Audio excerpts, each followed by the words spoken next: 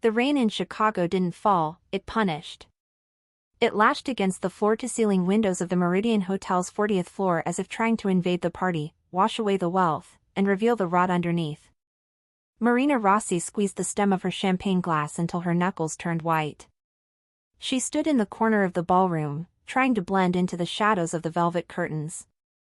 The red dress she wore, a vintage piece of her mother's, felt like fragile armor against the predatory gazes of the city's elite. They didn't see Marina. They saw Marco Rossi's daughter. They saw ruin. They saw wounded prey. "Ladies and gentlemen," the auctioneer's voice echoed through the sound system, cutting through the hum of idle chatter. "The next item is the crown jewel of the Rossi collection. The Tear of the North diamond." Marina's heart stopped.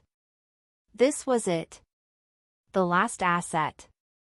If the necklace didn't reach the reserve price, her family's art gallery, the house where she grew up, and worse, her younger brother's safety, would be lost to the loan sharks by the next morning. She watched the necklace spin in the illuminated display case on stage. It was beautiful, cold, and indifferent to her despair. "Let's start at $500,000, the auctioneer announced. Silence. A heavy, suffocating silence. Marina held her breath. "Please," she begged mentally. "Someone." But no one raised their paddle. The rumors about her father's debts were toxic. No one wanted to touch anything coming from the Rossis, afraid of attracting the attention of the Varga cartel, to whom her father owed money. 500,000? No one? The auctioneer looked embarrassed. Then, a dry laugh sounded near her. Marina froze. The smell of cheap cigars and excessive cologne invaded her nostrils even before she turned around. "Looks like Daddy's legacy isn't worth as much as you thought, Dulcezza." It was Luca Varga, the son of the man who held her father's debt. He was too close, invading her personal space, with a smile that didn't reach his dead eyes. "The auction isn't over yet, Luca," Marina replied, keeping her voice steady, though her legs trembled. "Yes, it is," he whispered, his hand grazing accidentally against her bare arm. She flinched back as if burned. "Tomorrow at noon, Marina. Either you hand me the deed to the gallery and come work in my clubs to pay off the rest, or your little brother is going to have an accident on his way to school." Bile rose in Marina's throat. The terror was a metallic taste in her mouth. Going once, going twice. The auctioneer was about to bring the gavel down on unsold. $2 million. The voice came from the back of the room. It wasn't a shout. It was a command. Low, baritone, vibrating with an authority so absolute that it made the air in the room change instantly. All heads turned. Even Luca Varga stopped, his arrogant smile vanishing instantly. A man walked down the center aisle of the hall. The crowd parted for him like the Red Sea.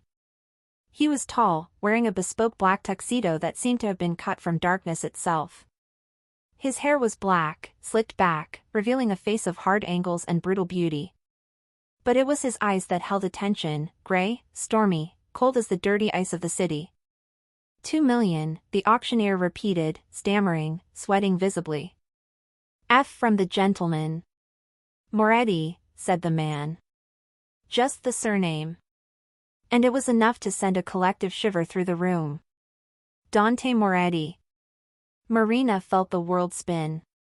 Dante Moretti wasn't just a billionaire. He was an urban myth, a man who controlled half the city's imports and, according to whispers, the other half of the underworld that the Vargas didn't control. He was dangerous in a different way than Luca. Luca was a rabid dog, Dante was a wolf who calculated every step. 2 million to the gentleman in the back, the auctioneer banged the gavel quickly, desperate to end the tension. Sold. Luca Varga cursed under his breath and moved away from Marina, disappearing into the crowd like a rat fleeing the light. Marina stood paralyzed. 2 million. It was more than enough to pay the immediate debt and save the gallery for another month. She should be relieved. But as she watched Dante Moretti, she felt no relief. He didn't look at the necklace he had just bought. He didn't look at the auctioneer. From across the crowded room, Dante Moretti's gray eyes met hers. And he didn't look away. He stared at her with predatory intensity, as if he had just bought the necklace solely to have an excuse to speak to the owner. He began to walk toward her. Marina wanted to run. Her instinct screamed that she had just traded one problem for another much worse. But her feet were planted on the floor. He stopped a step away from her. Up close, he was overwhelming. He smelled of rain, expensive leather, and danger. He was much taller than her, forcing her to tilt her head back to face him. "Miss Rossi," he said. His voice was rough velvet. "Mr. Moretti," she managed to say. "Thank you for the generous bid." "It wasn't generosity," he replied, without a trace of a smile. He took a step forward, invading her space in a way that made her hold her breath, not out of fear, but from a sudden and treacherous electricity. He lowered his voice so only she could hear.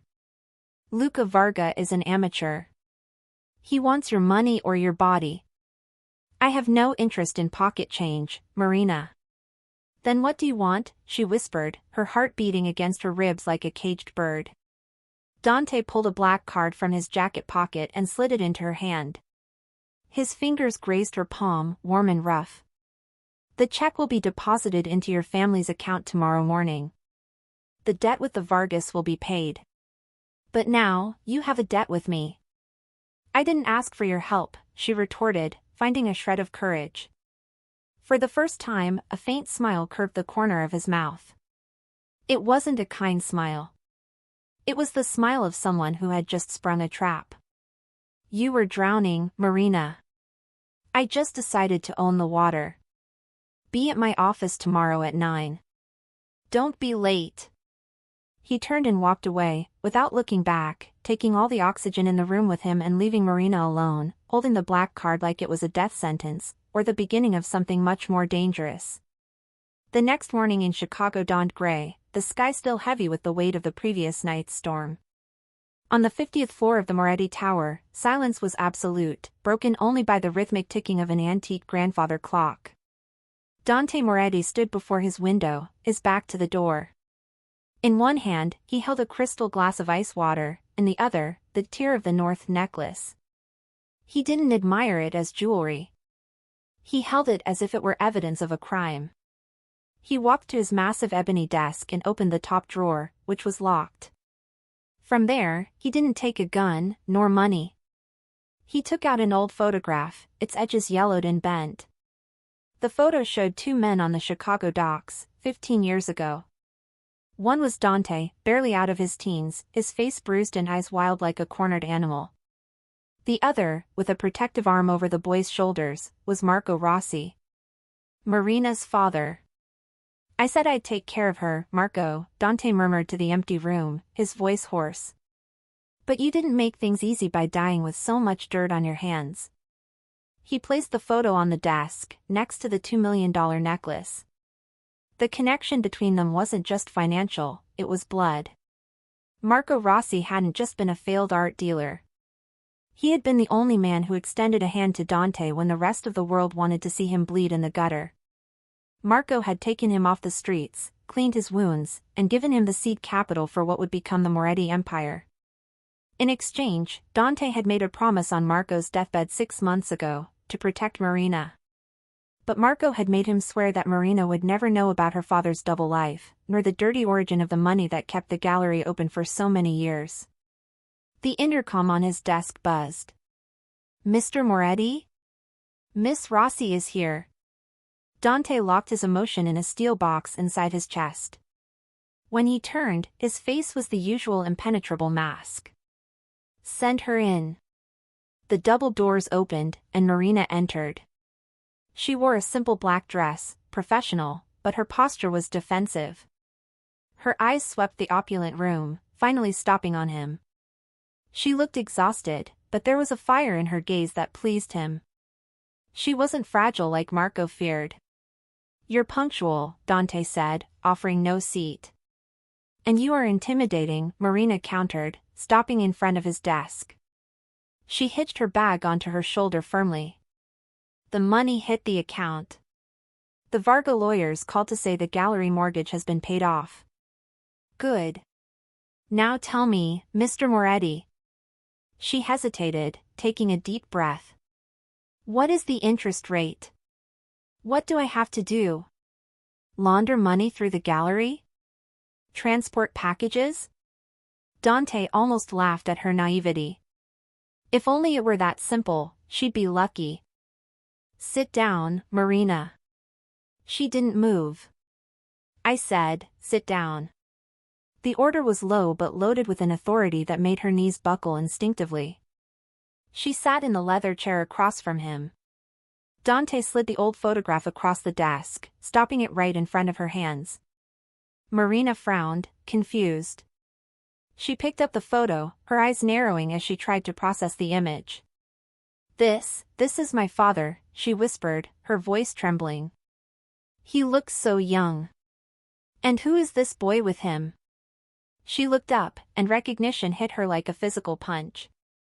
She looked at Dante, then the photo, and back to Dante. The bruised boy in the photo had the same gray, stormy eyes as the man in front of her. You knew my father. It wasn't a question. It was a shocked accusation. Marco Rossi saved my life when I was 19, Dante revealed, his voice devoid of sentimentality. He pulled me out of a gang war on the south side and gave me a chance. He was the father I never had, Marina. And the father you thought you knew was only half the man he really was. Marina dropped the photo as if it were burning. That's a lie. My father was a gentleman, an art lover. He would never get involved with someone like you. Someone like me? Dante rounded the desk, moving with the lethal grace of a predator. He stopped beside her chair, leaning down until their faces were inches apart. Your father laundered money for the Irish mob before he tried to get out and be just an art lover. That's how he bought the gallery. And that's why the Vargas came after him when he tried to stop. Marina shook her head, tears of denial welling in her eyes. Her world was crumbling for the second time in 24 hours. Why are you telling me this? She whispered. Because the debt I paid yesterday wasn't for the 2 million, Dante said, straightening up. It was a debt of honor. I promised Marco I would keep you safe from the Vargas. Luca won't stop just because the financial debt is paid. He wants you to punish your father's memory. Dante walked to the window, looking out at the rainy city. To the world, I bought you last night. And that is exactly what they need to believe. He turned to her, his face serious. The contract I have here isn't financial, Marina. For Luca Varga not to touch you, you need to become untouchable. And the only thing the Vargas don't touch is what belongs to me. He threw a thick paper document onto the desk, next to the photo. At the top, in bold letters, it read, Marriage Certificate. You are going to marry me, Marina. Not for love. Not for money. But because it is the only way to pay the debt your father left, the debt of your own life. The word marriage was still dancing before Marina's eyes, mocking her on the cream paper, when the world exploded. It wasn't an explosion of fire, but of sound. A dull, vibrating boom that made the floor beneath her feet shake violently. The crystal glass on Dante's desk tipped over, water spilling onto the unsigned contract. What was that? Marina screamed, jumping up, her heart racing against her ribs. Dante didn't answer. In a fraction of a second, the mask of calculating coolness vanished, replaced by the instincts of a soldier. He kicked his chair back and, in a fluid motion, pulled a matte black pistol that was secured under the ebony desktop. Get down, he roared, rounding the desk. Before Marina could process the order, the office lights flickered and died, replaced by the pulsing red glow of emergency lights. A shrill siren began to wail, cutting through the tense silence that reigned seconds before. The intercom on the desk hissed, but no one spoke. Only the sound of muffled gunshots and screams. Luca. Dante growled the name like a curse. He grabbed Marina's arm hard enough to leave marks. He didn't wait for noon. He's here? In your building? Marina asked, her voice failing as panic began to close her throat. But you said it was safe here. It was. Until 5 minutes ago. Dante pulled her toward a bookshelf on the side wall. With his free hand, he punched a code into a panel hidden behind an edition of the Divine Comedy. The shelf hissed and slid aside, revealing a narrow, dimly lit concrete corridor. Get in. Now. I'm not going anywhere with you armed. Marina tried to back away, shock giving way to paralyzing terror. The reality of her father, the mafia, all of it, was too heavy. Dante stopped. The sound of the main elevator arriving at their floor, a cheerful, incongruous ding, echoed through the room. Marina, look at me. Dante held her face with both hands, forcing her to face his fierce gray eyes. That door is going to open, and men are going to come out of it. They aren't here to negotiate. They are here to burn everything your father loved. If you stay, you die. If you come with me, I keep you alive. Choose. His gaze held no lie. Only a brutal promise. Marina swallowed hard and nodded, trembling.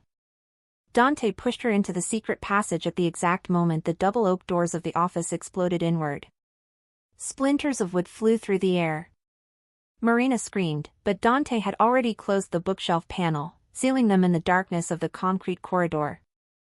On the other side of the wall, they heard the unmistakable sound of machine gun fire destroying the office where they had been seconds ago. Let's go, Dante ordered, voice low, grabbing her hand again. He wasn't dragging her anymore, he was guiding her. They descended a metal spiral staircase that seemed endless. The sound of sirens grew more distant, but the smell of smoke began to seep through the ventilation shaft. How did they get in? Marina asked, panting, trying to keep up with his long strides. Luca has no brain, but he has money. He must have bribed ground floor security or used a helicopter on the roof. It's a desperate move. A suicidal move. Why would he risk so much for me? Dante stopped abruptly at a landing, opening a heavy steel door that led to a private underground garage, far from public eyes. It's not for you, Marina. It's for what you represent. He unlocked a black sports car, armored, waiting there like a sleeping beast. You are the only loose end his father didn't cut. And now that I paid your debt, Luca sees this as a declaration of war on my part. He opened the passenger door for her. Get in. And put on your seatbelt. As soon as Marina got in, Dante slid into the driver's seat and started the engine. The car roared, the sound echoing off the concrete walls. He peeled out, tires singing on the smooth floor. When they reached the exit ramp, a black van blocked the way. 2 armed men stood in front, blocking the rainy daylight. Marina covered her mouth with her hands. Dante. Hold on, he said, with terrifying calm. Dante didn't brake. He accelerated. Marina closed her eyes and screamed as the armored car collided with the side of the van. The impact was violent, metal screaming against metal, but Dante's car was a tank disguised as luxury. He pushed the van out of the way as if it were a toy, the bulletproof glass resisting the shots Luca's men fired in panic. They burst onto the wet Chicago street, skidding around the corner and accelerating into traffic, leaving the chaos of Moretti Tower behind. Dante drove for 10 minutes in absolute silence, making sharp turns, ensuring they weren't being followed. Only when the adrenaline began to fade did Marina realize she was shaking uncontrollably. Dante glanced at her. He reached out and, in a surprisingly gentle gesture, turned up her seat heater. Where are we going? She asked, voice weak. To the police? Dante let out a short, humorless laugh. The Chicago police? Half of them are on the Vargas payroll. The other half has no power to protect us now. He stopped the car at a red light, looking at her with an intensity that made her stomach churn. That contract in my office turned to ash, Marina. But the offer still stands. Only now, the conditions have changed. What do you mean? Before, it was a marriage to protect you legally. Now? He looked in the rearview mirror, checking for pursuers. Now we are fugitives. I'm taking you to a safe place, out of the city. A house no one knows about. There, you will sign the papers. And if I say no? Dante accelerated again, his profile hard against the gray afternoon light. Then I stop this car, give you enough money to flee to Canada, and never see you again. But know one thing, Luca will hunt you. And without me, he will find you in less than 48 hours. He didn't pressure her. He let the silence fill the car. Marina looked at the rain beating against the window. Her gallery, her apartment, her normal life, it all seemed to belong to someone else now. She looked at Dante's hands on the wheel, steady hands, which had held a gun with the same ease they held a champagne glass. He was dangerous. Maybe as much as Luca. But he had pulled her out of hell. Don't stop the car, she whispered, making the decision that would seal her destiny. Dante nodded, just once, and shifted gears, taking them away from the city, toward an uncertain future where the only certainty was him. The rain turned into a silent snowstorm as the armored car left the main road and entered a narrow trail surrounded by tall pines. The outside world disappeared, swallowed by whiteness and darkness. When Dante finally stopped the car, they were in front of an impressive structure of glass and black stone, suspended over the edge of a frozen lake, far from any map or prying eyes. Where are we? Marina asked, her voice hoarse from the prolonged silence of the trip. In the only place where ghosts don't find us, Dante replied. He turned off the engine, and the sudden silence was deafening. Let's go. Inside the house, the air was cold, but Dante quickly lit a monumental fireplace in the main room. Flames licked the dry wood, casting dancing shadows over dark leather furniture and glass walls that showed only the hostile forest outside. Marina stood in the middle of the room, hugging her own body, shivering. The adrenaline of the escape was dissipating, leaving shock and cold in its place. Dante disappeared into a side door and returned minutes later with a first aid kit and a bottle of amber whiskey. He took off his tuxedo jacket, throwing it over an armchair, and unbuttoned the top buttons of his white shirt, rolling up the sleeves. The sight of him like that, undone and lethal, made Marina's pulse race for a reason other than fear. Sit here, by the fire, he ordered, but his voice had lost the hardness of the office. It was a soft command, almost a request. Marina obeyed, sitting on the plush rug in front of the fireplace. Dante knelt in front of her. The proximity was overwhelming. He smelled of burnt wood, snow, and that masculine, intoxicating scent that was his alone. You're bleeding, he said, gray eyes fixed on her face. Marina touched her own cheek and felt moisture. A small cut, probably from a splinter from the office door. It doesn't hurt, she lied. Dante didn't answer. He soaked a cotton ball in antiseptic. With a gentleness that contradicted the violent man who had driven the getaway car, he held her chin. His fingers were warm and firm against Marina's cold skin. When he touched the cut, Marina hissed in pain but didn't pull away. He cleaned the wound with absolute concentration, his eyes tracing every line of her face as if memorizing a sacred map. Why did you do this, Dante? The question came out in a whisper, breaking the spell of silence. And don't give me the story about the debt or my father. You risked everything. Your tower, your reputation, your life. No one does that for a promise made to a dead man. Dante stopped. His hand still held her face, his thumb gently grazing Marina's jawline. He looked deeply into her eyes, and for the first time, the barrier fell. Marina saw something raw, hungry, and painfully honest. You're right, he admitted, voice low, vibrating in his chest. The promise was the reason I paid the debt. But it wasn't the reason I pulled you out of there.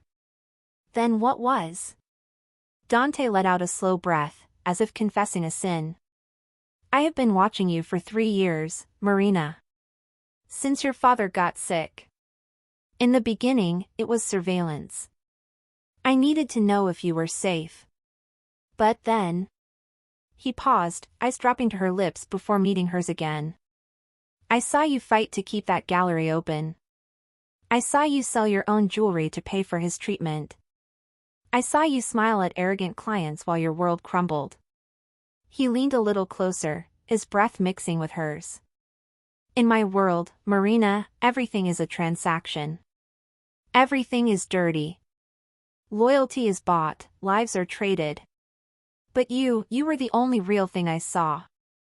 You were clean, bright, and untouchable. Marina's heart beat so hard she feared he could hear it. You were my secret, Dante continued, voice hoarse. I went to your gallery openings, stayed in the back, just to see you speak with passion about a painting. I hated every man who got close to you because none of them knew the value of what they were looking at. A solitary tear ran down Marina's face. She never imagined. While she felt alone and abandoned, the most dangerous man in Chicago was her shadow, her silent guardian. When Luca Varga touched you at the auction. Dante's eyes darkened, a storm of contained fury. I didn't see a debt. I saw someone trying to stain the only pure thing left in my life. I didn't take you out of there because I owed your father, Marina. I took you out of there because the idea of losing you, the idea of any other man touching you, was unbearable. The confession hung between them, heavy and intoxicating like the whiskey. Marina felt a magnetic pull drawing her to him. It wasn't gratitude. It was the recognition of one lonely soul finding another. Without thinking, she raised her hand and touched his face. The stubble scratched her fingertips. Dante closed his eyes at the touch, leaning his face against her palm, as if he had been starving for that contact for years. Dante. She whispered his name, and it sounded like a prayer. He opened his eyes. The gray was on fire. Don't look at me like that, Marina, he warned, voice grave. I am a dangerous man. I have blood on my hands. If you let me in, I will consume you. Maybe I want to be consumed, she replied, courage coming from a deep and unknown place inside her. Dante let out a low groan, a mixture of pain and desire. He moved his hand from her face to the nape of her neck, weaving his fingers into her hair, pulling her gently but firmly. His lips were millimeters away. Marina could feel his heat, the electric tension making the air crackle. She parted her lips, waiting, wanting the contact that would seal their fate. But Dante stopped. With visible effort, he locked his jaw and didn't kiss her. He rested his forehead against hers, breathing deeply, fighting his own instinct. Not today, he whispered against her skin, voice trembling with contained desire. You are scared, you are in shock, and you have nowhere to go. If I kiss you now, I will be just another man taking advantage of your vulnerability. And I refuse to be that for you. He pulled away slowly, though his eyes said it was the hardest thing he had ever done. Go take a hot shower, Marina. There are clothes in the upstairs bedroom. Rest. Tomorrow we decide our future.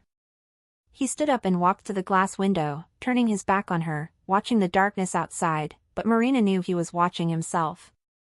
She stayed there, sitting by the fire, her body still tingling where he had touched her, realizing with a shiver that the danger outside was nothing compared to the danger of falling in love with the man who had just bought her.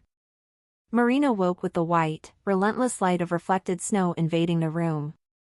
The side of the bed where Dante should have been was cold and untouched. Silence in the glass house was absolute, except for the occasional crack of wood settling in the cold. She went downstairs wrapped in a thick wool robe she had found. The main room was empty.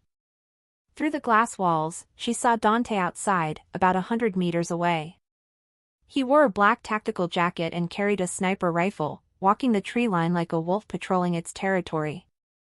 The sight of him, so lethal and focused, caused a shiver in her, half fear, half a strange security. He wouldn't be back anytime soon.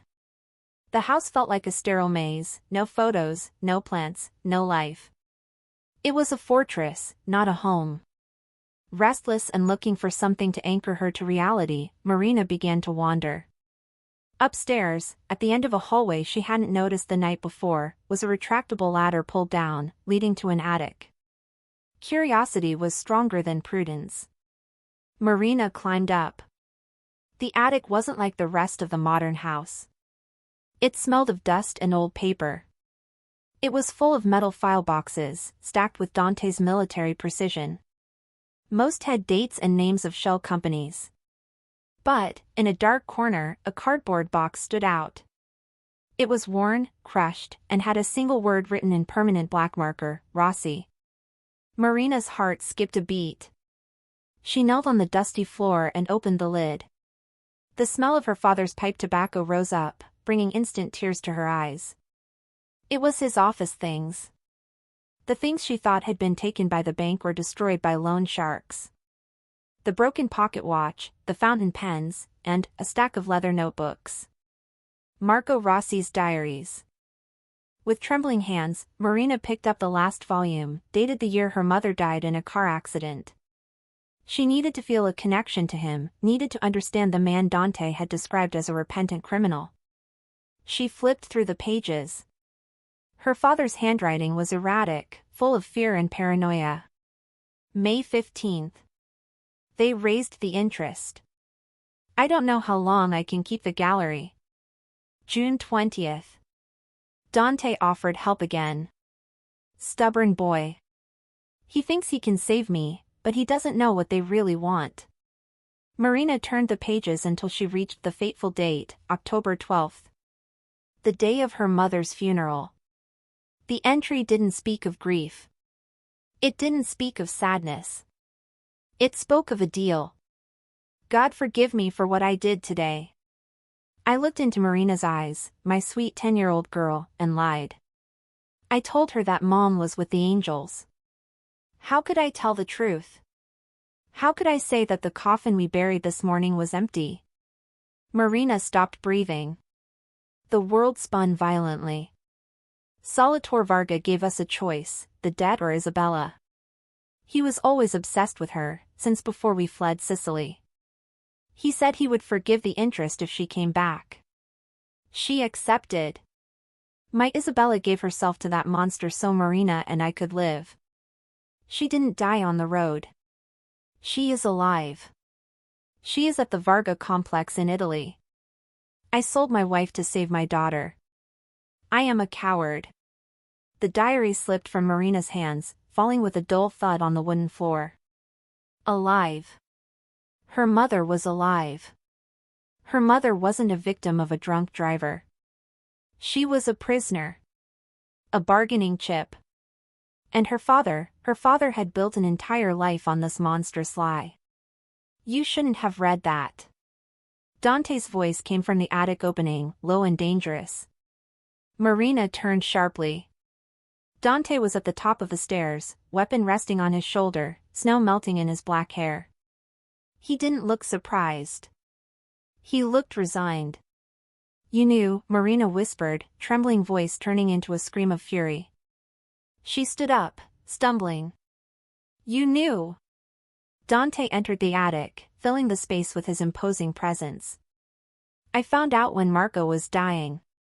It was his last confession. And you didn't tell me? Marina advanced on him, pounding her fists on his tactical jacket-covered chest. My mother is alive. She is with them. And you let me believe I was an orphan.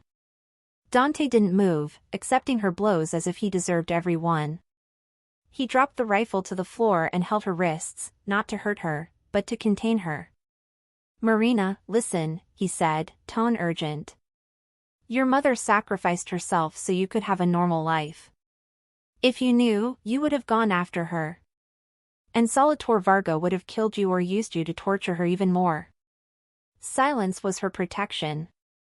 Protection, she sobbed, face bathed in tears of anger and pain. She's been in hell for 15 years. And now that monster's son, Luca, is that why he wants me? Luca doesn't know, Dante said, holding her gaze firmly. Luca's father died last year taking the secret to the grave. Luca thinks it's just about money and revenge against me.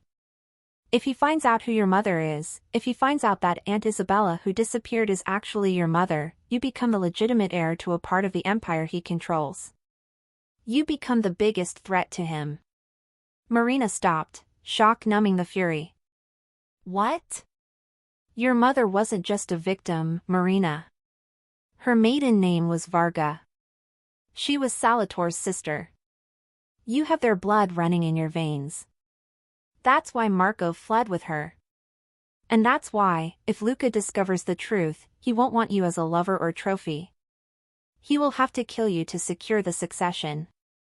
Dante let go of her wrists but kept his hands on Marina's shoulders, anchoring her as the ground opened beneath her feet. I didn't tell you because knowing this puts a target on your back that I can't erase with money. But now you know. Marina looked at the diary on the floor, then at Dante. The pain of betrayal was still there, but it was overcome by a new and terrifying clarity. She wasn't just a girl in debt. She was a piece in a chess game that had lasted generations. She wiped her tears with the back of her hand, a new coldness hardening her features. My mother is alive in Italy, she said, voice low and steady. And I'm going to get her out of there. Dante watched her, and for the first time, he saw not the girl who needed protection, but the woman who shared his own destructive fire. That is a suicide mission, Marina. Then it's good I have the most dangerous man in Chicago by my side, she challenged him, lifting her chin. Isn't it, Dante? Or does your promise to protect me have limits? Dante didn't try to dissuade her with kind words. He offered no comfort. Instead, he went down from the attic, walked to a locked steel cabinet in the living room wall, and punched in a code. When the doors opened, revealing an arsenal of handguns and rifles, he turned to her. If you want to enter Sicily and extract a prisoner from the Varga complex, he said, voice cold as the ice outside, the Marina Rossi who sold paintings and smiled at socialites needs to die in this cabin. He took a black pistol, heavy and compact, and placed it on the rough wooden coffee table. The metal made a dull, definitive sound against the wood. Pick it up. Marina looked at the gun. It looked like an alien object, an instrument of death that didn't belong in her world of paints and canvases. But then she thought of her mother, locked away for 15 years, paying the price for her freedom. She reached out. Her fingers trembled as they touched the cold steel, but she lifted it. It was heavier than she imagined. Is the safety on? She asked, voice weak. No, Dante replied, watching her like a hawk. Never assume a gun is safe. The only safety is your finger off the trigger. The following days were a blur of physical and mental exhaustion. The glass cabin stopped being a refuge and became a training camp. Dante was relentless. He didn't yell, but his demand for perfection was absolute. He taught her to strip and reassemble the pistol blindfolded. Taught her to memorize building blueprints in seconds. Taught her to lie, not the social lies she knew, but lies that could save her life. But it was at the makeshift shooting range in the snowy clearing behind the house that the dynamic between them changed. It was the fourth day. The wind cut like a razor, but Marina was sweating under her thermal coat. Her arms ached from holding the gun in firing position for hours. She fired 6 times at the paper target nailed to a tree. Missed them all. You're hesitating, Dante's voice came from behind her, frustrated. You're anticipating the recoil. You're afraid of the explosion. I'm not a soldier, Dante, she shouted, lowering the gun, tears of anger freezing on her cheeks. I'm an art curator. I see beauty, not targets. Dante walked to her. The snow crunched under his heavy boots. He didn't stop until he was directly behind her, his broad chest pressed against her back, enveloping her with his heat and his scent of danger. Raise the gun, he whispered near her ear. His warm breath sent a shiver down Marina's spine that had nothing to do with the cold. She obeyed, trembling. Dante wrapped his arms around her, covering her hands with his. His hands were huge, calloused, and firm, swallowing hers.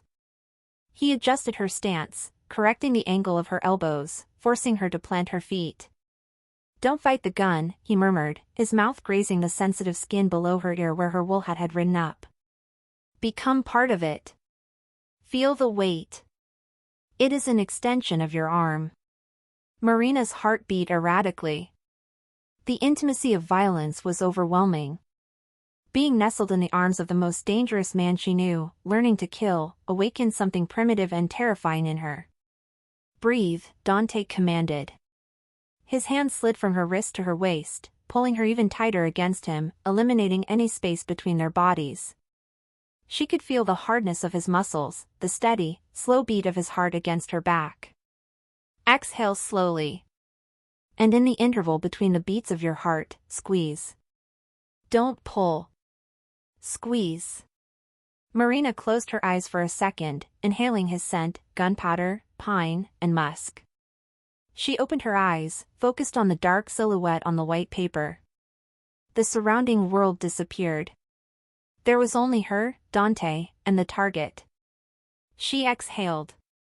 Her finger pressed the trigger smoothly. The shot shattered the silence of the forest. The recoil was absorbed by her body, supported by the rock-solid firmness of Dante behind her. On the target, a black hole appeared perfectly in the center of the silhouette's chest. "Good," Dante's voice was a rumble of approval that vibrated straight into her chest. He didn't pull away immediately. For a long moment, they stood there, frozen in position, smoke from the gun rising in the icy air. The adrenaline of the hit mixed with the sexual tension that had been growing for days. Marina turned her head slightly, meeting Dante's face inches from hers. His gray eyes were dilated, focused on her mouth. His hand, which was on her waist, slid up slowly, fingers tracing the contour of her neck, stopping at the racing pulse in her throat. "You are learning too fast," he said, voice hoarse, almost with regret. "You said you needed to kill the innocent Marina," she replied, turning in his arms to face him, the gun now lowered and forgotten in her hand. "Is it working?" Dante looked at her with devastating intensity. He took the gun from her hand and threw it into the snow, as if it didn't matter anymore.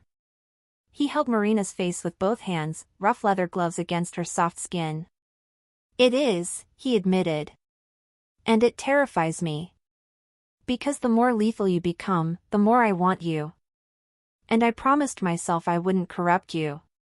"Maybe I'm already corrupted, Dante," she whispered, rising on her tiptoes. "Maybe I just needed someone to show me the darkness." Dante's resistance broke. He lowered his mouth onto hers with desperate hunger. The kiss wasn't gentle, it was a collision. It was the taste of cold, fear, and a repressed passion exploding all at once. His tongue invaded her mouth, possessive, demanding. Marina grabbed his jacket, pulling him closer, fusing herself to him. There, in the middle of the snow, with a gun at their feet and a perforated target ahead, Marina Rossi finally understood. She wasn't just training to save her mother. She was training to be the woman who could stand beside Dante Moretti and not be consumed by the fire. She was becoming the fire. Dante pulled her up, lifting her feet off the ground, without breaking the kiss, and began walking back to the cabin. The training was over. Something else had begun. The cabin door closed with a dull thud, isolating the snowstorm outside. But inside, another storm had been unleashed. Dante didn't let go of Marina. He pressed her against the solid wood of the door, his lips still devouring hers with an urgency that bordered on desperation. The cold outside seemed like a distant memory. Here, heat radiated from their intertwined bodies, melting the snow on their clothes, turning it into steam. "Are you sure?" Dante murmured against her mouth, his large hands holding Marina's face as if she were made of glass about to shatter. "If we take this step, Marina, I won't let you go. Not when this is all over. Not if you ask me to." Marina looked at him. Dante's gray eyes, usually so controlled and cold, were dark, dilated with desire and fear. Fear of hurting her. Fear of loving her. "I don't want to go anywhere without you, Dante," she whispered, voice steady despite her racing heart. "I'm not the girl from the auction anymore. You changed me." Her answer was the trigger. Dante let out a guttural sound, burying his hands in her hair and kissing her again, this time without hesitation, without questions. He picked her up, her legs instinctively wrapping around his waist, and carried her to the bedroom upstairs. The room was plunged in gloom, lit only by the bluish glow of the snow through the panoramic window. Dante placed her on the bed with a reverence that contrasted with the raw strength he possessed. He pulled away just enough to take off his tactical jacket, black shirt, and boots. Marina watched, mesmerized. She had seen handsome men before, but Dante was a devastating work of art. When he was shirtless, she saw the scars. White, irregular lines crossed his chest and abdomen, maps of a violent life. A knife mark on his ribs. A burn on his shoulder. He noticed her gaze and hesitated, shame flickering briefly in his stoic expression. "I'm not pretty to look at, Marina. I am a map of mistakes." Marina rose to her knees on the bed and reached out, tracing the longest scar over his heart with her fingertips. "You are a map of survival," she corrected gently. "And I want to know every path." Dante shuddered at her touch. He climbed onto the bed, covering her body with his, protecting her, claiming her. He undressed her slowly, every piece of clothing removed accompanied by a kiss on exposed skin, as if he were worshipping her. When finally there were no more barriers between them, the skin-to-skin contact was electric. "Mine," he growled in her ear, voice hoarse with possession. "My light. My ruin." The night was a mixture of tenderness and ferocity. Dante loved her with the intensity of a man who knew he could die tomorrow. He memorized her body with his hands and mouth, drawing sighs and cries from her that filled the silence of the isolated house. And Marina, in turn, loved him back, healing with her touch the invisible wounds he had carried for years. There was no mafia, no debts, no suicide missions in that room. There was only a man and a woman finding shelter in each other while the world outside froze. Morning arrived gray and silent. Marina woke with the weight of a strong arm over her waist. Dante was still sleeping, his face buried in the curve of her neck. For the first time, he looked young, the tension lines on his forehead smoothed by sleep. She stayed there for a moment, just feeling the beat of his heart against her back, wishing she could freeze time. But reality was relentless. The sun was rising. Italy was waiting. Dante stirred, waking instantly, like a soldier always alert. He tightened his arm around her before opening his eyes. "Good morning," he said, the gravelly voice of sleep sending vibrations down her spine. "Good morning." Marina turned to face him. He looked at her for a long moment, and then kissed her forehead.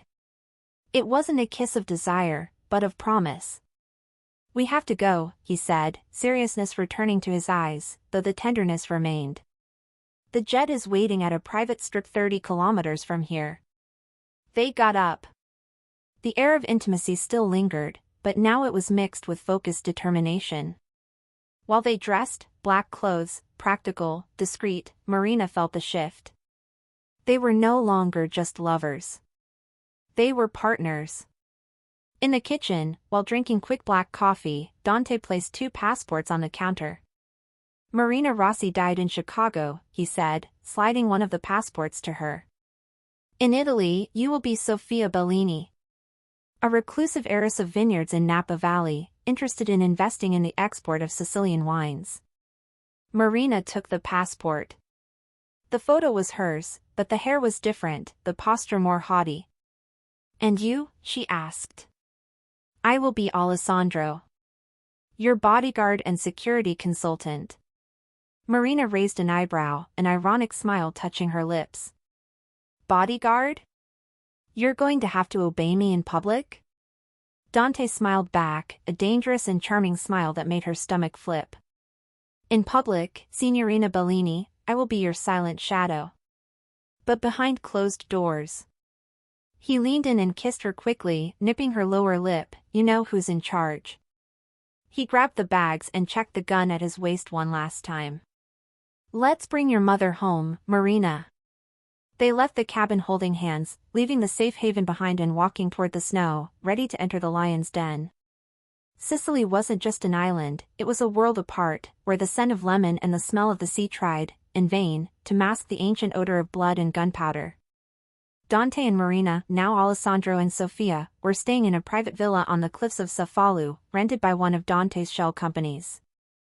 The view was paradisiacal, but the atmosphere inside the master bedroom was one of electric tension as they prepared for the evening. "Stop shaking," Dante said.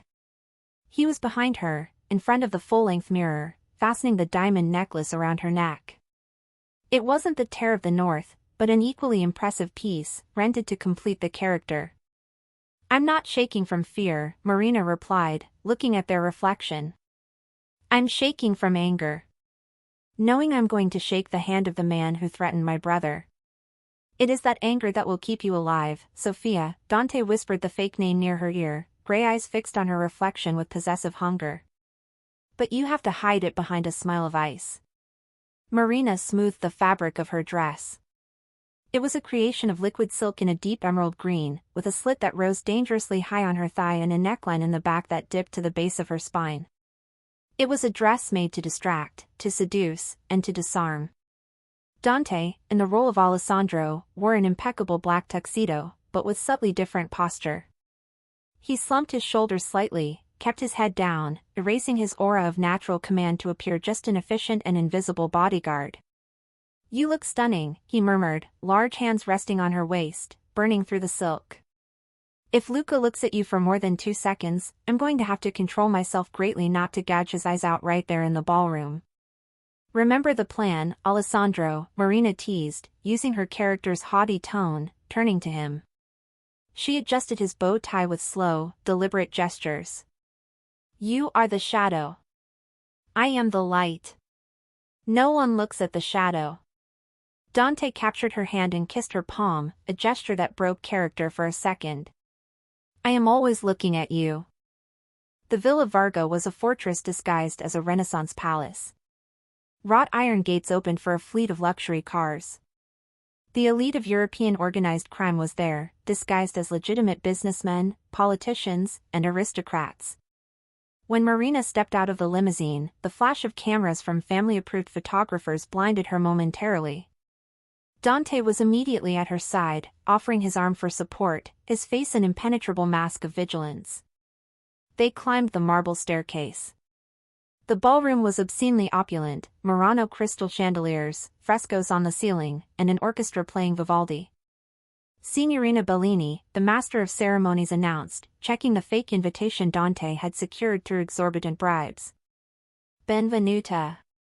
Marina entered, head held high, heart beating against her ribs like a caged bird. She channeled every ounce of Dante's training. Posture. Arrogance. Boredom. They circulated. Marina refused champagne. "I'm on antibiotics," she lied, to keep her mind clear, and accepted greetings from men with oily smiles.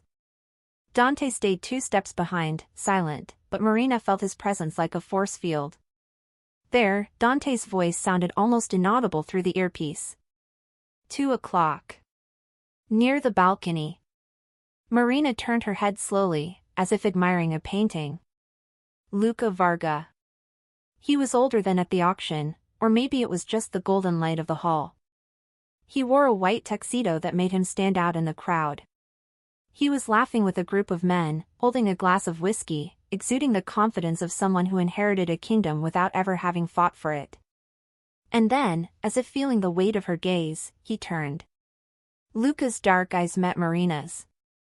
Time stopped. Marina forced a vague, disinterested smile, ready to look away, but Luca said something to his companions and began walking toward her. "He's coming," Dante warned through the earpiece. "Don't retreat. You are Sophia Bellini. His money doesn't impress you." Luca stopped in front of her, blocking the way with presumptuous familiarity. "I don't recall inviting the most beautiful woman in Sicily to my party," he said, voice drawling in perfect Italian. "I would remember." "Maybe your memory is as short as your wine list, Signore Varga," Marina replied in fluent Italian, a language she had learned with her father in secret. The Chianti served at the entrance was corked. Luca blinked, surprised, and then let out a loud laugh. "A critic! I love it." He took her hand and brought it to his lips, eyes fixed on hers. "Luca Varga, at your service." "And the beautiful critic is?" "Sophia Bellini." She didn't withdraw her hand, though her skin crawled with repulsion. I am here for the northern vineyards. I heard your family has interesting properties. We have many interesting things, Sophia, he said, gaze descending shamelessly down her body.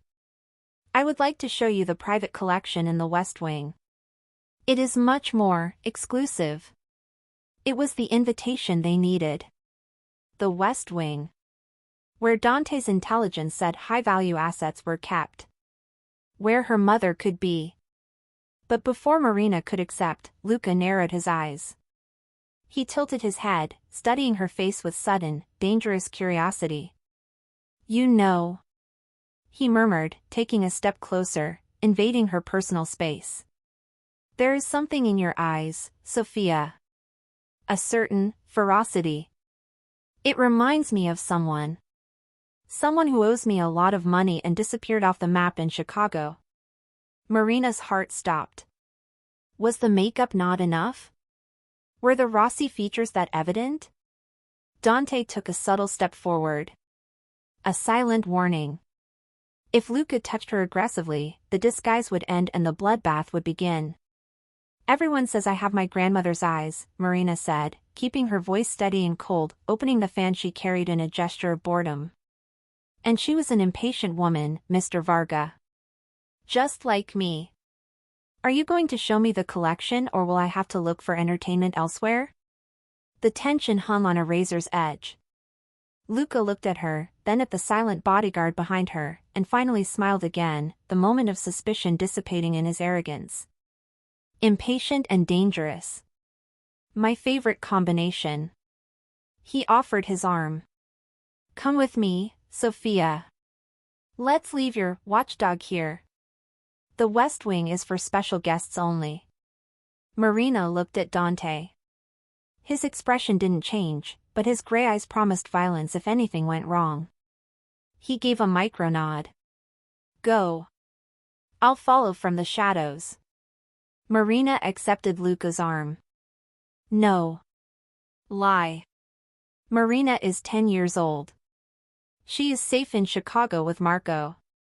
Solitor promised. She grabbed a paint-stained brush as if it were a weapon, pointing it at her daughter.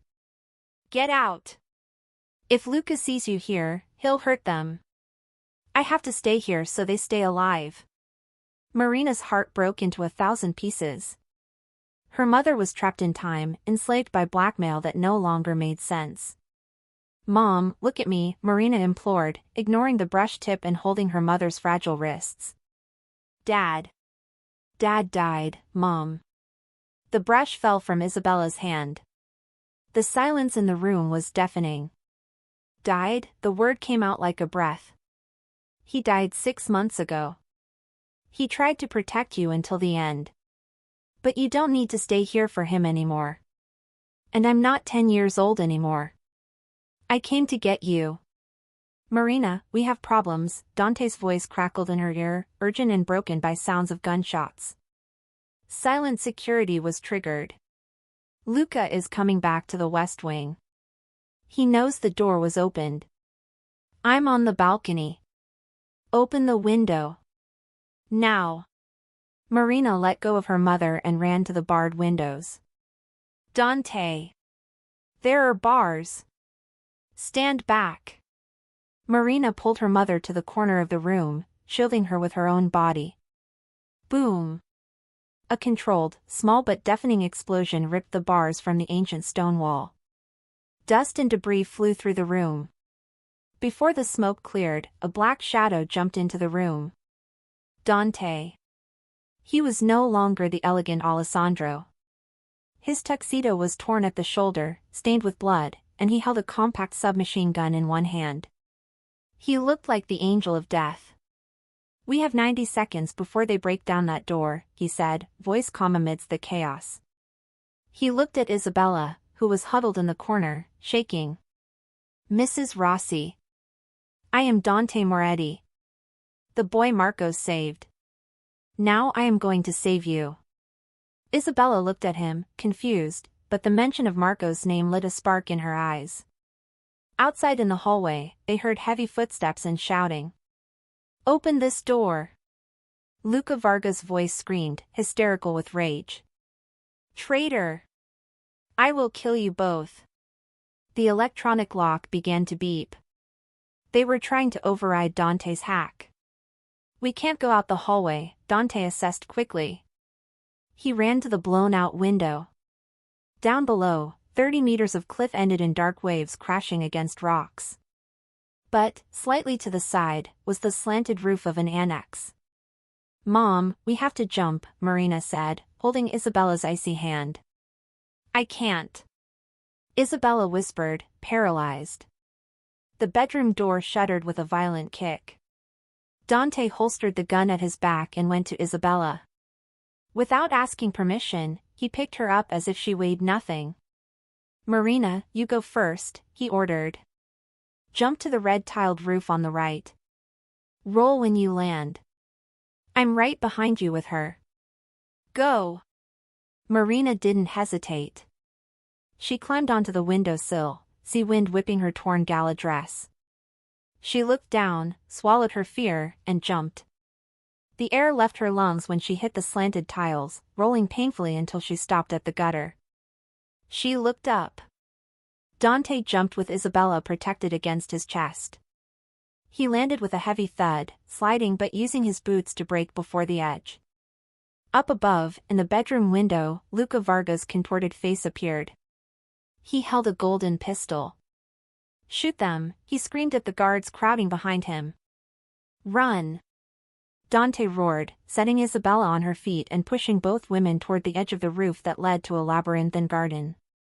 Bullets began to ricochet off the tiles around them, kicking up shards of ceramic. Marina held her mother's hand and ran, adrenaline numbing the pain in her bare, cut feet.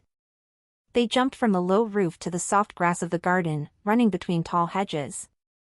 The car is at the south gate, but the perimeter is sealed, Dante informed, panting. Plan B. What is Plan B? Marina shouted, dodging a marble statue as she heard dogs barking in the distance. The sea. They ran toward the cliffs. There was no beach, just rocks and black water. But, bobbing in the violent waves, a black speedboat, lights off, waited with engines rumbling low. We have to jump in the water? Isabella asked, voice terrified. It's the water or the bullets, Mrs. Rossi, Dante said, stopping at the cliff edge. Behind them, flashlights cut through the garden darkness. Luca's men were close. I can't swim. Isabella screamed. I'll hold you, Dante promised.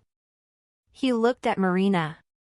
There was a cut on his forehead, blood running down his face, but his eyes were fixed on her with fierce intensity. Do you trust me?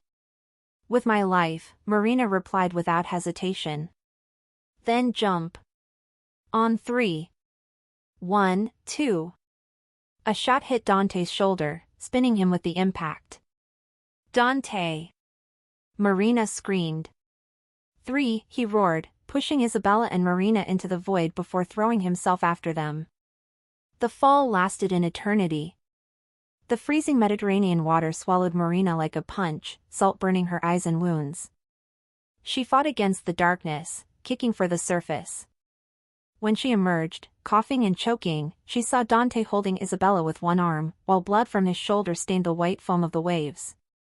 The speedboat approached. Friendly hands, mercenaries paid by Dante, pulled Isabella, then Marina, and lastly, with effort, a nearly unconscious Dante onto the deck. Go, go, go, the pilot shouted, gunning the engines to the max. The speedboat shot over the waves, speeding away from the Sicilian coast, while tracer bullets cut the water behind them, useless. Marina crawled across the deck to Dante. He was lying on his back, breathing with difficulty, face pale under the moonlight. She pressed her hands over the wound in his shoulder, hot blood running through her fingers. Dante, stay with me, she sobbed, fear of loss overcoming the relief of escape. You promised. You said you wouldn't let me go. He opened his gray eyes, now cloudy. A faint smile touched his lips. I said I'd get you out of there, he whispered. Mission accomplished. And then, his eyes closed, and his head lolled to the side. In the middle of the dark sea, with her mother crying in the fetal position in a corner and the man she loved bleeding in her arms, Marina Rossi realized that freedom had cost everything she had. The roar of the speedboat's engine was deafening, but not enough to drown out the terrifying sound of Dante's gurgling breath. "He's losing too much blood," Marina screamed, hands slippery with red as she pressed with full force on his shoulder.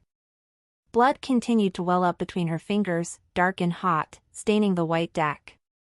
The pilot, a burly mercenary named Enzo, looked back with a tense face.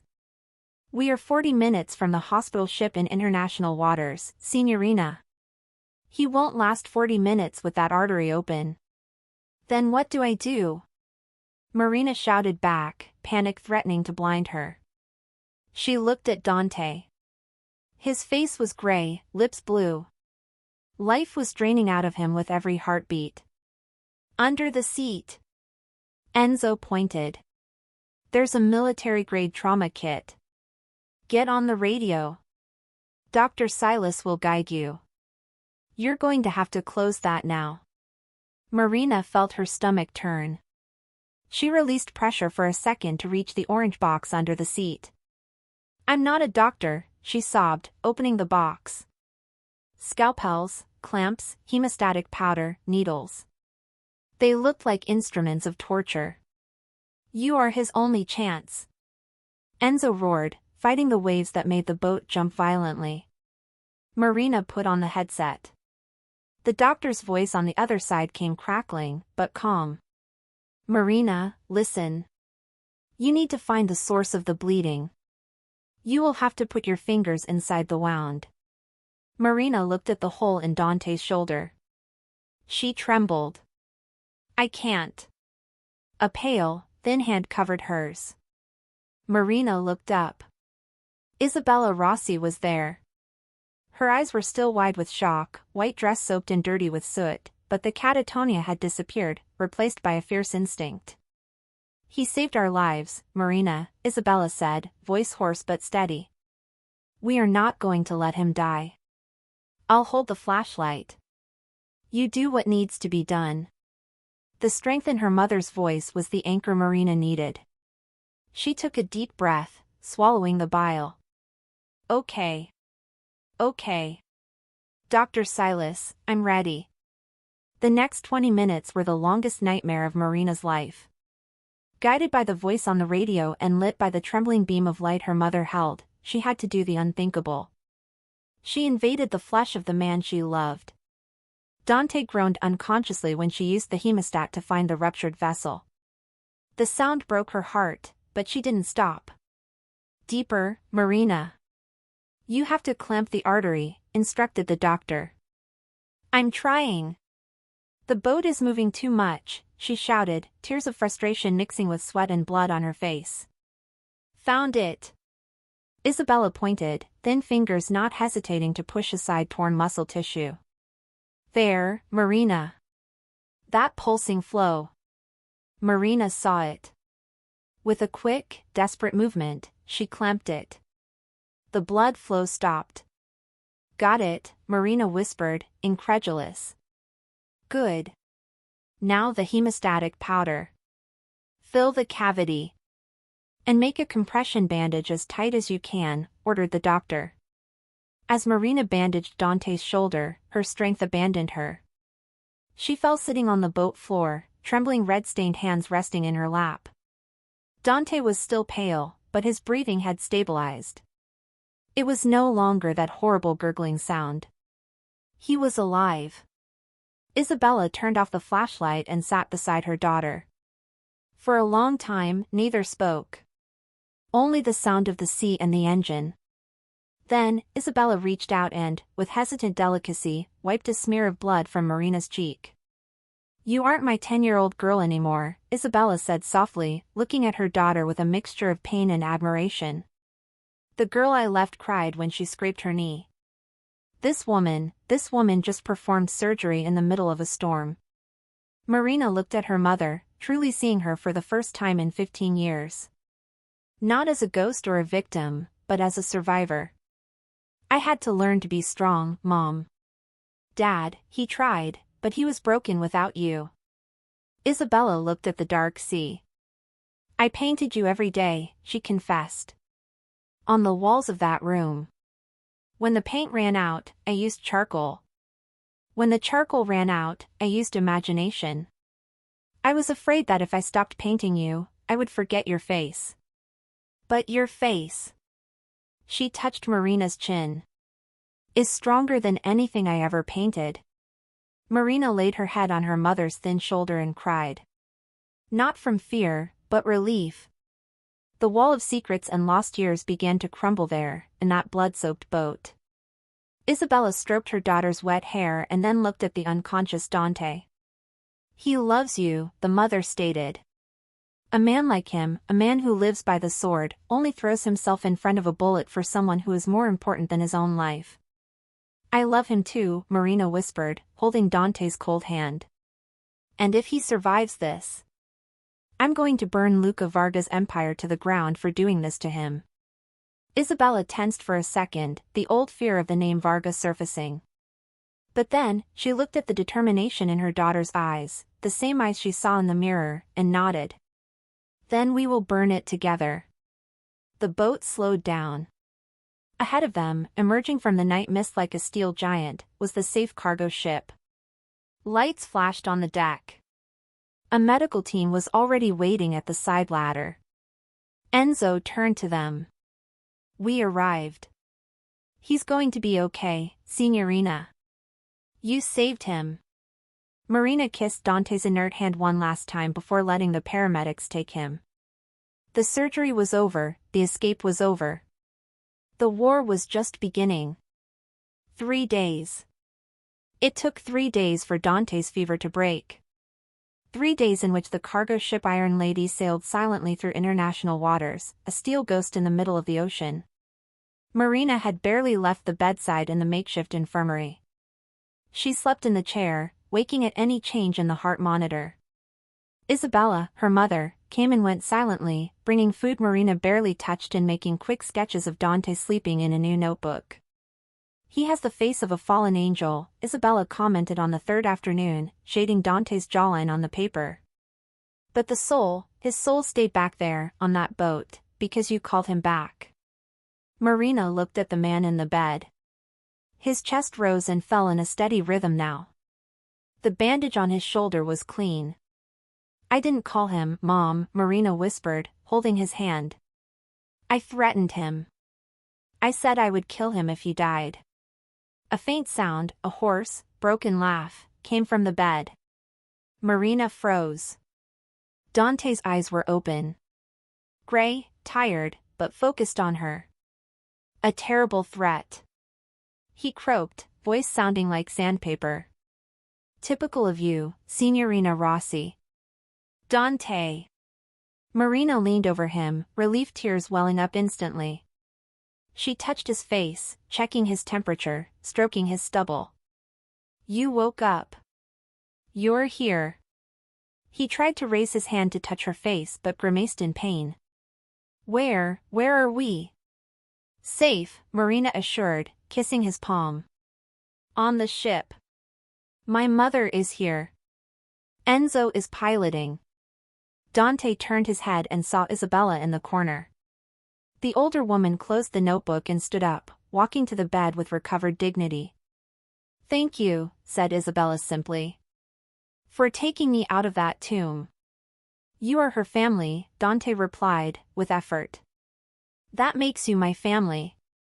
Isabella smiled, a sad but genuine smile, and touched her daughter's shoulder. I'll get the doctor and some broth. You two need to talk. When the door closed, leaving them alone, the atmosphere changed. The lightness of relief gave way to intense gravity. Dante looked at the metal ceiling, then at Marina. You operated on me, it wasn't a question. Enzo told me when he changed my four. You stuck your hands in my blood and stitched me up. Someone had to do the dirty work, she tried to joke, but her voice failed. Marina. His tone became serious, painful. Look at this. Look at us. We are on a cargo ship, running, bleeding. I almost died. You almost died. He took a deep breath, closing his eyes as if gathering strength to do something he hated. When we dock in Malta, I will transfer half my offshore accounts to your name. You and your mother will disappear. New Zealand, maybe. I'll take care of Luca. I'll finish the war. But you get out. Now. The silence that followed was cold. Marina let go of his hand. She stood up from the chair slowly. Are you breaking up with me? She asked, voice dangerously calm. I am saving you, he corrected, opening his eyes. The pain in them was palpable. I am a target, Marina. I always will be. I promise to protect you, and the only way to do that is to stay away from you. Marina walked to the bedside table. There was a basin with water and a towel. She wet the towel and returned to the bed. Without saying a word, she began to clean his face, removing the fever sweat. You are an idiot, Dante Moretti, she said softly. Marina, I'm serious. Shut up, she ordered. You think that after I entered Sicily, fooled Luca Varga, jumped off a roof, jumped into the sea, and stitched your artery with my own hands, you think I am a damsel who needs to be sent to New Zealand? She threw the towel into the basin with force. That girl died in the cabin. You killed her, remember? You trained me. You made me this. She leaned over him, resting her hands on the mattress, pinning him with her gaze. My blood isn't clean anymore, Dante. It's mixed with yours. And if you think I'm going to let you face Luca alone, you don't know me. Dante looked at her. He looked for fear, hesitation, doubt. He found nothing. He saw only the woman who had been born from the fire he lit. A queen of the underworld, ready to take her throne. His resistance broke. Love and admiration flooded his chest, stronger than the pain of the wound. Damn you, he whispered, a smile of surrender curving his lips. I created a monster. You found your partner, she corrected. Dante raised his good hand. He patted the pocket of the pants folded on the chair beside him. Take it, he asked. Marina reached into the pocket and pulled out a small object. It wasn't a velvet box. It was his signet ring. The heavy gold ring with the Moretti family crest, the symbol of his power, which he never took off. I don't have a diamond here, he said, voice hoarse with emotion. And honestly, diamonds are for auctions. This is a blood promise. It is the key to my empire. He took the ring from her hand and, with trembling fingers, slid it onto her thumb, since it was too big for any other finger. It stayed there, heavy, cold, and golden. Marina Rossi. He said, holding her hand with the ring. Do you accept to command the chaos by my side? Do you accept to be the only thing that keeps me from becoming a complete demon? Do you accept to marry me, not for a paper contract, but of your own free will? Marina looked at the ring, then at the man who had given everything for her. I accept, she whispered, tears returning. I accept the chaos. I accept you. Dante pulled her down. The kiss was salty because of the tears, awkward because of the position, but it sealed their fate more tightly than any legal document. When they separated, Dante looked at the infirmary window, where the endless sea stretched out. His gaze hardened, the predator waking up again. So, Mrs. Moretti, he said. We have work to do. What is the plan? Marina asked, drying her face and assuming a commanding posture. Luca Varga thinks we are dead or running. He will lower his guard. He will throw a party to celebrate the victory. Dante squeezed her hand, the signet ring pressing against his skin. We are going back to Chicago. Not to hide. But to take what is ours. Marina smiled, and it was a smile that would make Luca Varga tremble if he could see it. My mother said she wanted to see his empire burn, said Marina. I think we can grant her wish. On that steel ship, in the middle of nowhere, the velvet contract was torn up. In its place, an iron alliance was born. And as the Iron Lady turned her bow toward America, the criminal world didn't know it yet, but its new kings were coming home. The end.